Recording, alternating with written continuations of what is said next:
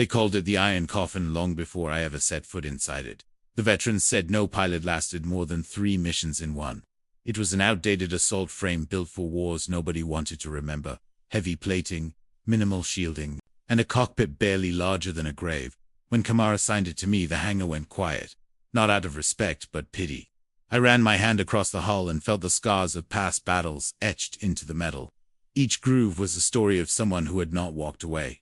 The tech crews avoided eye contact as they prepped it for launch. One of them muttered a prayer under his breath. Another crossed himself like I was already dead.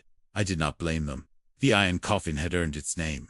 It was slow, stubborn, and unforgiving. But when I climbed the ladder and lowered myself into the cockpit, something unexpected happened. The seat molded perfectly to my frame. The controls rested naturally under my hands. The canopy sealed with a hiss that sounded less like a tomb and more like a promise. I had flown newer ships with brighter displays and smarter systems. None of them had ever felt like this. The engine core thrummed beneath me like a living heart. I swear it recognized me. Command crackled through the comms and asked if I was ready. I answered yes before I had time to doubt myself. The launch rails flung me into the black and the stars stretched into lines of fire. Almost immediately the Iron Coffin began to shake. Warnings flared across the console.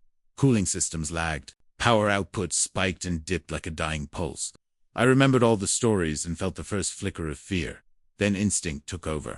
I adjusted the throttle manually, redirected power without waiting for automated permission. The ship responded. Not sluggishly, not reluctantly, but eagerly. It was like waking a beast that had been waiting for the right rider. The shaking eased. The warnings dimmed. I laughed, despite myself. Maybe the Iron Coffin was not a coffin at all. Maybe it had simply been misunderstood. The enemy ambush came fast and ugly. Pirate corvettes spilled out of hyperspace like sharks scenting blood. Their weapons lit the darkness with cruel precision. Command ordered a retreat. The rest of the squadron scattered. I should have followed. Instead, the Iron Coffin surged forward. I felt the recoil of the main cannons ripple through the frame. Each shot hit harder than expected. Enemy shields collapsed in bursts of light. The pirates did not expect resistance from a relic. They focused fire on me. Laser strikes hammered the hull. The cockpit lights flickered. A lesser ship would have folded. The Iron Coffin held. I pushed deeper into the fight, flying closer than doctrine allowed. Close enough to see fear in their evasive patterns. One corvette tried to flank me. I cut engines and drifted, let it overshoot. Then fired point blank into its reactor core. It vanished in a bloom of fire and debris. My hands moved without conscious thought. The ship felt like an extension of my body. We danced through the chaos together. By the time reinforcements arrived, the pirates were already fleeing. Silence returned to the void. Command demanded a status report. I told them the Iron Coffin was operational. They did not believe me at first. When I returned to the hangar, the crew stared like they were seeing a ghost. The hull was scorched and cracked, but intact. Someone whispered my name. Someone else whispered the ship's. For the first time, no one called it a coffin.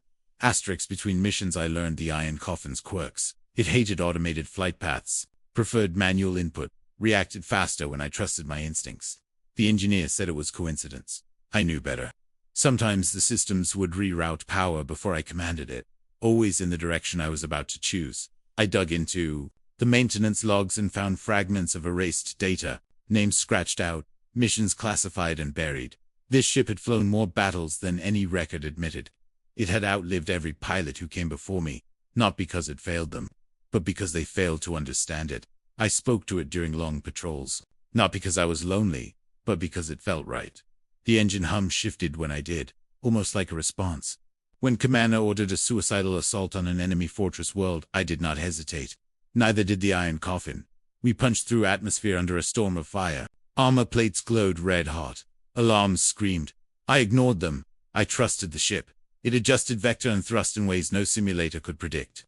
We skimmed mountain ranges, dodged orbital cannons by meters, and delivered our payload straight into the heart of the fortress. The explosion lit the sky like a second sun. We barely escaped, crashing into the ocean on the far side of the planet. Rescue crews found me alive, still strapped into the cockpit, still smiling. News spread fast. The Iron Coffin became a legend. Pilots asked to see it, to touch it. Some even asked to fly it. The ship refused them all in its own subtle way. Systems malfunctioned, controls locked, but when I approached, the canopy opened smoothly. Command finally understood and reassigned it permanently to me. They painted a new emblem on the hull, a key turning inside a broken lock. The name Iron Coffin was scratched out and replaced. They called it Keybearer now. In battle we were unstoppable. Not because the ship was invincible, but because it trusted me as much as I trusted it. Enemies learned to fear the old frame that would not die. Allies took courage when they saw it arrive.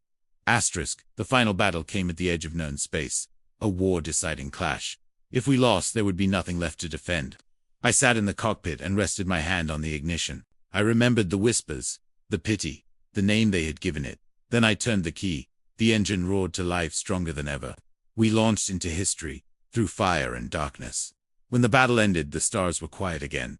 The Iron Coffin had never been a coffin. It was a lock, and I was the one who finally knew how to open it.